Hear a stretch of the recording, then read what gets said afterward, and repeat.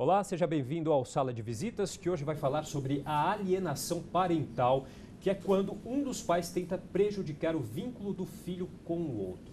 No mundo, mais de 20 milhões de crianças sofrem com esse tipo de violência e 80% dos filhos de pais divorciados já sofreram algum tipo de alienação parental.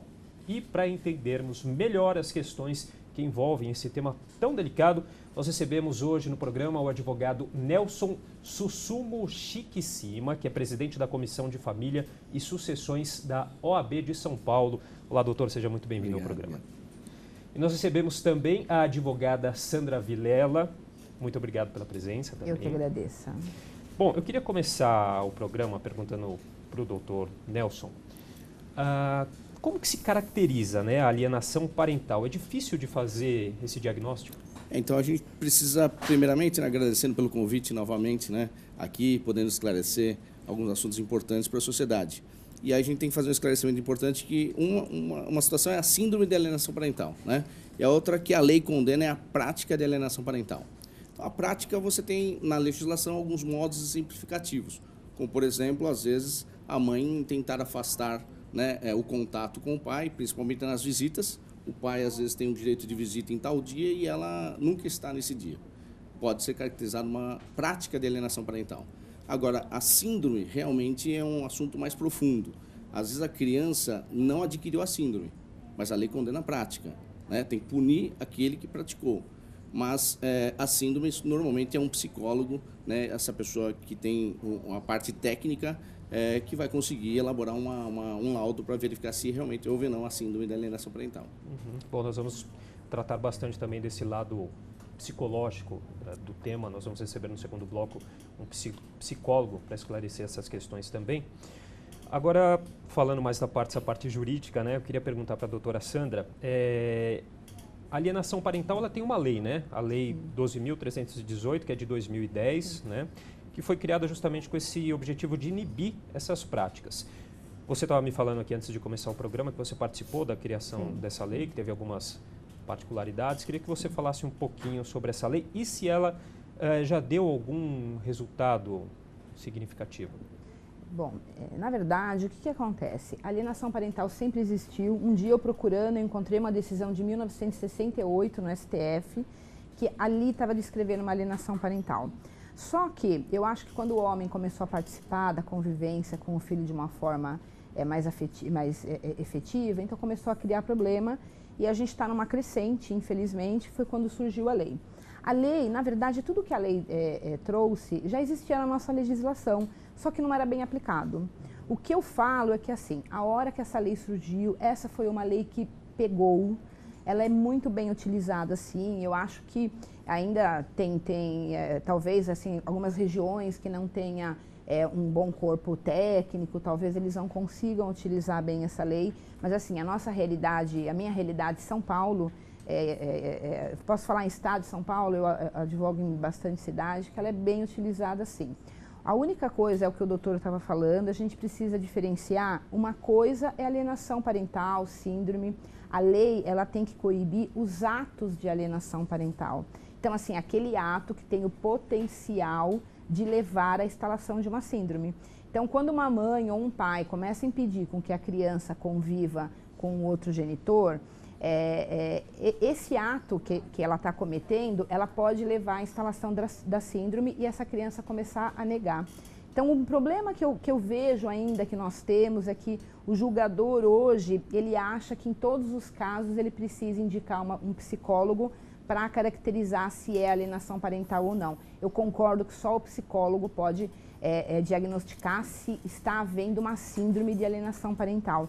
Mas se eu tenho uma mãe ou um pai que de forma reiterada fala mal do outro genitor, de uma forma reiterada, impede com que não cumpra com aquela regra de convivência, então nós já temos presentes o ato da alienação parental e a lei já podia ser utilizada. Então ainda o judiciário tem um problema de estar aplicando, ele não sabe, então eu vou dar um exemplo, Quem é técnico sabe, se eu tenho uma regra de visita, uma sentença de visita, eu posso entrar com uma execução de sentença, e essa execução de sentença, o juiz, se a pessoa não está cumprindo, o juiz coloca assim: cumpra-se sob pena de inversão de guarda, cumpra-se sob pena de pagamento de multa.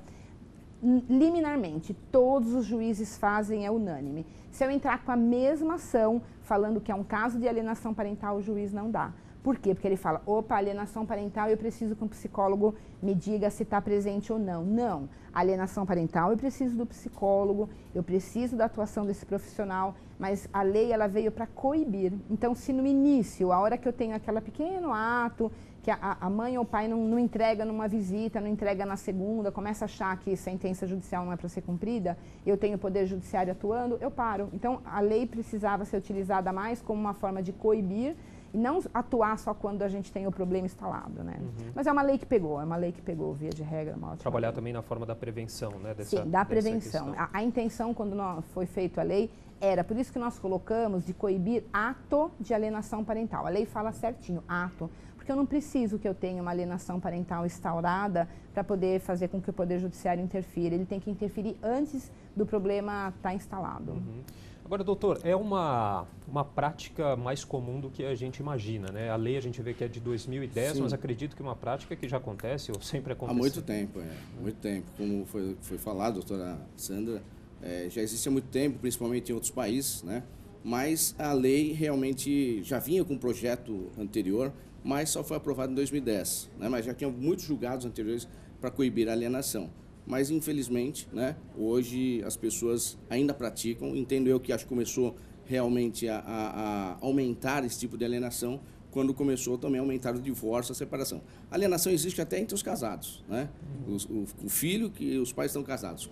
Acontece alienação, né? Um ato de desautorização do pai ou da mãe perante o menor já é uma prática de alienação parental, como está no modo exemplificativo da legislação. Mas ocorre mais, infelizmente, quando há um divórcio, uma separação, e aí a vingança, né, acaba sendo aí de um dos dois e acaba sofrendo o menor. Infelizmente, acaba acontecendo isso, para tentar trazer a criança para ela, né, e não deixar o pai ver, ou o pai não deixar a mãe ver, mas essa criança, acontece bastante a questão de um acusar o outro falando que teve abuso sexual. Isso é o que mais tem. Até esse ponto. Virou moda. Graves. Virou moda. É o que mais tem. É o que mais tem. Infelizmente, isso está quase virando uma moda.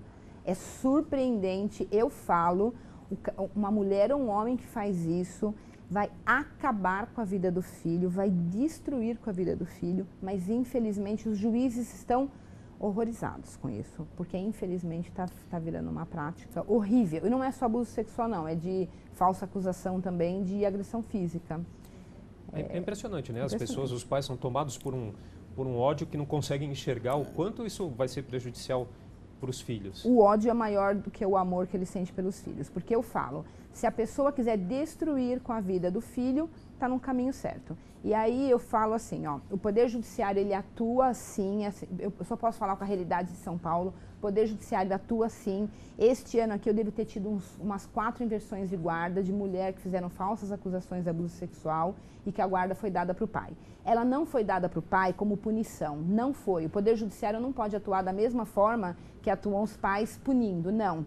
É que um pai ou uma mãe que chega ao cúmulo de fazer uma falsa acusação de abuso sexual, ela não tem condições de deter a guarda, porque ela tem um problema maior. Ela não consegue enxergar o que é o melhor para a criança, né? Então, assim, as pessoas falam, ai, mas qual é a punição por cometer alienação parental? Nós não temos punição por cometer alienação parental. É que a alienação parental é uma coisa tão grave que a pessoa que comete alienação parental, ela demonstra não ter equilíbrio e não ter condições de cuidar bem de uma criança. Então, não é punição, é para salvar a criança, a gente afasta esse genitor, quando o caso é grave, é lógico, então é para salvar a criança, é como visando o bem-estar da criança. Não a pessoa fica achando, então comete alienação parental, vai usar como vingança de punir a mãe ou o pai. Não, não é vingança, é uma forma de proteção à criança que mesmo. infelizmente aí a justiça demora um pouco, né? Isso que eu ia te perguntar, quanto tempo que leva todo esse processo para a criação, aí depende laudo. do fórum, a gente tem aí uma média às vezes de 3 anos, 4 anos. Eu tenho um processo que nem foi julgado ainda, está 3 anos.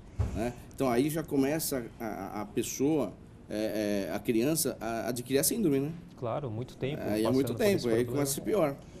O que eu percebo, assim, lógico, a realidade de São Paulo, aqui ainda na cidade de São Paulo, a gente tem alguns problemas sérios, assim, então, Fórum de Santo Amaro tem uma fila muito grande para fazer uma perícia psicológica, porque tem muitos casos.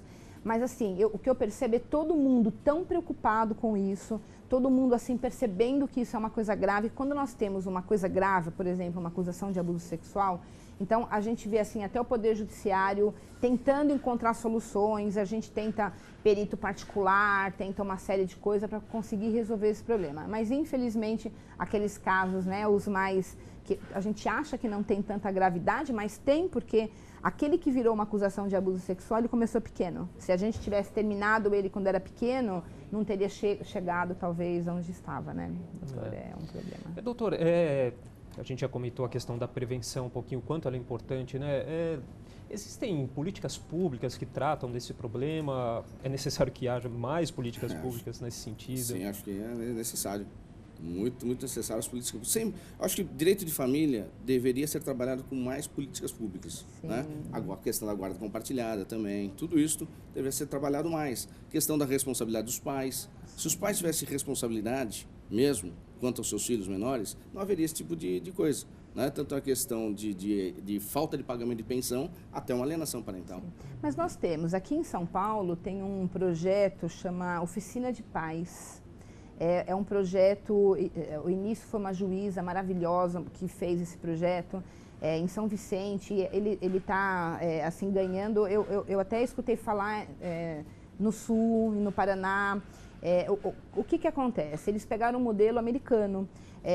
Quando o casal acabou de se separar, a gente precisa dar um choque de realidade nesse casal. Por quê? Porque assim, o vizinho, a família tem uma onda de querer ir só para o não racional. Então, assim, essa oficina de pais é uma oficina onde os pais vão participar, que eles vão escutar palestras de psicóloga, assistente social, que vão dar uma realidade para eles, que a alienação parental vai destruir a vida do filho. Então, assim, na hora que começa aquele problema, para a gente poder tentar parar, e para, viu? Em grande parte, eu tenho clientes meus que já estavam em litígio grande, que um juiz pediu para que eles participassem da oficina de pais, e meu cliente voltou e falou: Sandra, eu vi muita situação ali que eu estava fazendo que não era bom para o meu filho, entendeu? Então, assim, existe, mas ainda é pequenininho. É pequeno. Assim, nós temos aqui só, espero que isso vá para um monte de lugar, e eu espero que, eu acho que o Poder Judiciário cria doença na família, cria doença, né? Então, assim, eu teve uma época que eu queria até fazer mestrado em saúde pública, porque eu acho que a forma que nós tratamos, né, o processo judicial tem um certo e um errado, e em direito de família eu não posso ter um certo e um errado, porque eu preciso construir essa família para que ela ande daqui para frente, né? Então, então a gente precisa mudar a forma que a gente lida com o litígio em outras áreas, não pode ser a mesma forma do Poder Judiciário. A gente tem alguns projetos, mas é difícil, né? A gente acho que não tem muita estrutura no Poder Judiciário, fica bem difícil. Acho que a mediação é uma parte importante, né? A mediação acho que ajudaria bastante. Também. Que hoje está previsto no CPC. Todas as ações de família têm que passar primeiro pela uma audiência de conciliação e mediação. Então é que infelizmente não temos estrutura para tudo isso, Poder Judiciário. Se tivesse estrutura, acho que realmente daria aí uma boa ajuda para que não houvesse aí alienação parental. Tá certo. Bom, a gente vai precisar fazer um rápido intervalo. Eu vou me despedir da doutora Sandra. O doutor Nelson vai continuar com a gente aqui nesse segundo bloco. Você gostaria de passar um contato, Sandra? Bom, o meu site é sandravilela.adv.br. Ok, muito obrigado pela sua participação. Eu que agradeço. Nós vamos para um rápido intervalo e daqui a pouco voltamos com mais Sala de Visitas. Até já.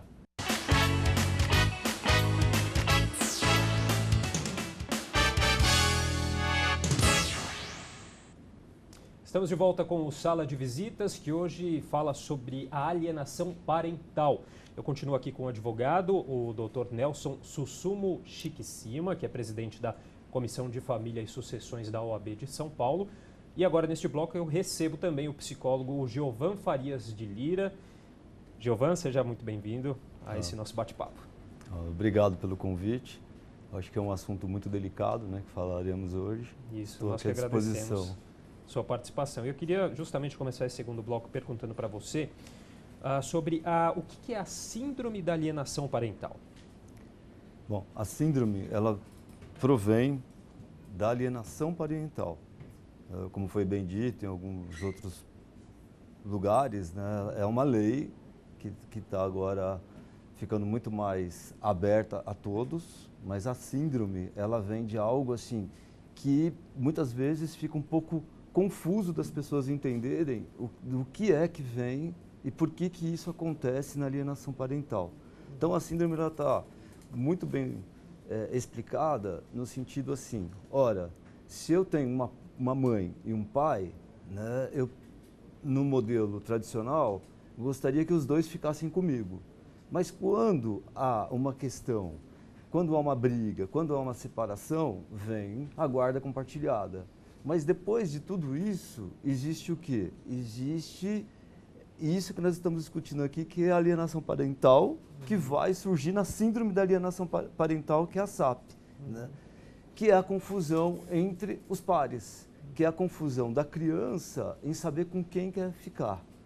Porque ela, às vezes, nesse movimento todo, ela fica confusa, por quê? Porque os pais, infelizmente, ou os guardiões, ou as pessoas que estão lá envolvidas, começam a criar um movimento de guerra entre eles e falando de um jeito que um dos pares seria a figura má para poder conduzir a educação da criança. E me diz uma coisa, essa síndrome, ela pode atingir criança em qualquer faixa etária? E como que é feito esse diagnóstico? É difícil de fazer esse diagnóstico na criança? Olha, normalmente, como a minha base é psicanalítica, né, o que a gente escuta sobre todos esses movimentos, como eu estou dizendo aqui? Primeiro tem que ouvir os pais. E daí, quando você está escutando os pais, você consegue ter uma base de quem está de fato querendo criar alienação do que a da outra parte. Quando você começa a conversar com a criança, o diagnóstico é um pouco mais demorado. Por quê? Porque, na verdade, ela está alienada. Então, muitas das vezes, quando você está escutando a criança, você não sabe se ela de fato está mentindo ou de fato está dizendo a verdade. Então, se eu fosse dizer aqui o diagnóstico, se eu fosse falar para você de uma maneira muito profunda, é muito difícil você dar um diagnóstico rápido. Isso demora um pouco. Mas aí você pode me dizer, mas e em relação à lei, como é que fica? Se às vezes precisa ser uma coisa urgente. Até porque essa síndrome da alienação parental também, ela não é reconhecida pela OMS, Organização Mundial de Saúde, Associação Americana de Psicologia. Isso acaba dificultando também nessa questão jurídica de tratar o assunto? Não, eu acho que não. É que, infelizmente, muitas pessoas confundem mesmo, né? Tanto na parte do judiciário, como até a própria pessoa que está envolvida na alienação. A síndrome com a prática da alienação. Né? Mas a legislação, a Lei 12.318, condena a prática, ou seja, ele vai punir a outra parte, punir vamos dizer assim, na questão pedagógica, né? De que irá ser alterada a guarda ou até perder a guarda em razão da prática de alienação. É para que ele nunca mais faça isso com outro filho, com outra pessoa. Essa lei da alienação parental e a lei da guarda compartilhada, elas se entrelaçam em algum determinado ponto? Ah, sim. A guarda compartilhada, a legislação atual agora, né, que é de 2014, finalzinho de 2014, a lei é nova, já existe desde 2008, tá? Mas houve uma nova legislação agora em 2014. Ela veio para coibir a alienação, né? O fundamento dela, a maior parte foi para coibir a alienação parental. E foi um grupo grande, né, de pessoas, de vários grupos, principalmente daquela associação de pais separados, né, que acabaram tomando essa frente. Mas, pelo jeito, o doutor não deu muito certo, não resolveu o problema, tanto que teve que ser criada a lei da alienação parental. É verdade. A alienação parental, então, deveria ser punido com crime, né? Mas acabou o projeto sendo vetado a parte foi vetada, acho, o artigo 11 ou 12 da legislação, que falava que ia ter 6 meses de prisão o alienador. Então, descriminalizou, tirou a criminalização. Quer dizer, ela não é considerada, apesar de ser lei, não é considerada crime. A punição é só civil. Perda da guarda, alteração de guarda, visitas estendidas. Mais ou menos nos moldes da lei da guarda compartilhada. Né? Também a guarda compartilhada. É que a guarda compartilhada ela veio realmente para coibir, mas hoje todo mundo fala assim, mas eles estão brigando, estão litigando, os pais estão em litígio. Como vai ser aplicada a guarda compartilhada? Mas a legislação fala que é em caso de litígio. Em caso de litígio, o juiz deverá aplicar a guarda compartilhada. Infelizmente, eu digo aqui, em São Paulo ainda tem uma resistência quanto a isso, São Paulo. Já alguns outros estados já têm mais liberdade, né? Tem algumas juízas lá de Mato Grosso do Sul, que já até acho que ela deu uma guarda compartilhada, é meio complicado também, mas uma guarda compartilhada que a mãe mora em São Paulo e o pai mora em Londres, né? Então é meio... não é o nosso costume, né? Sim. Giovan, ainda tratando essa parte psicológica do assunto, né? Como que os pais, o pai ou a mãe, pode identificar alguns sintomas que mostrem esse começo dessa síndrome de alienação parental, e também outros membros da família podem ajudar nesse trabalho de identificação e de tratamento também, de alguma maneira? Um dos sintomas que a gente percebe é quando a criança começa a mentir, né? Então, ou, por exemplo, ela só vai na casa do pai ou da mãe em função, por exemplo, de algum benefício que ela possa obter, como, por exemplo, dinheiro. Então, os pais, ou mesmo a família, começa a perceber que ela só começa a ir para um dos pares se tiver algum benefício. Se não houver benefício, isso é um dos sinais que a gente pode perceber, né? Outros sinais é quando a criança, ela, de certo modo, ela não fala exatamente para um dos pais o que está acontecendo, mas ela pode, por exemplo, entrar em birra, ou começa a gritar, começa a berrar, quando se fala de um daqueles que foi alienado. Então, um exemplo, por exemplo, né, não sendo redundante, mas o pai chega, né, dizendo, olha, hoje é meu dia de ficar e tal. Essa criança começa a correr, começa a se esconder dentro do quarto, ela não fala exatamente para a pessoa que está sendo violentada o que de fato, o que o outro disse. E isso é um dos exemplos que a gente pode ver na questão da alienação parental. Bom, eu gostaria rapidinho, nosso tempo infelizmente está acabando, de uma consideração final bem curta de cada um e já aproveitando para deixar o contato. Podemos começar com você, doutor Nelson. Vamos lá. Primeiramente, eu acho que é necessário que todos os pais, né, tenham essa consciência de responsabilidade, tanto paterna como materna, nos aspectos de alimentos, nos aspectos também de guarda, de educação e principalmente na questão da alienação parental. Que possivelmente, né, alguns psicólogos me disseram que o alienado, né, aquele que contraiu a síndrome de alienação parental, muito provavelmente vai ser um possível alienador também. Então isso é péssimo para a criança. Quando adulta, ela vai sempre ter um distúrbio, né? Então isso, infelizmente, tem acontecido bastante. Então, ocorreu a separação, o divórcio, é ex-marido e ex-mulher. Esse filho não existe. Filho é para sempre. Então tem que ter essa responsabilidade, essa consciência de responsabilidade paterna e materna, né, principalmente. E o contato pode ser no site da OAB, né? Pode entrar lá no setor de comissões e você escolhe a Comissão de Direito de Família e tem lá o e-mail da Comissão de Direito de Família e Sucessões. Quem quiser, né, tiver alguma dúvida quanto a esse assunto que nós falamos, pode enviar que chega para mim esse e-mail. Obrigado. Ok, Giovan. Bom, a alienação parental, a gente sabe muito bem o quanto ela é violenta e o quanto isso pode causar transtornos psicológicos, né? Muitos desses, o transtorno de conduta, o transtorno de personalidade antissocial, né? O da mentira, várias coisas que é para sempre, não é para agora, né? Então, o que eu proponho, o que eu deixo de proposta para talvez alguém que esteja passando nessa situação e nem sabia o que era alienação parental, é que procure, de fato, uma ajuda técnica. Psicólogos, né, psiquiatras, advogados, para que isso não seja algo permanente para a criança. O meu contato, então, é o www.giovanpsicologiaclinica.com.br. Ok, muito obrigado. Gostaria de agradecer mais uma vez aos dois. Foi muito esclarecedor. Obrigado, né? Obrigado. E obrigado a você que nos acompanhou em mais uma edição do Sala de Visitas. Até o próximo programa. TV Câmara, São Paulo, informação para a cidadania.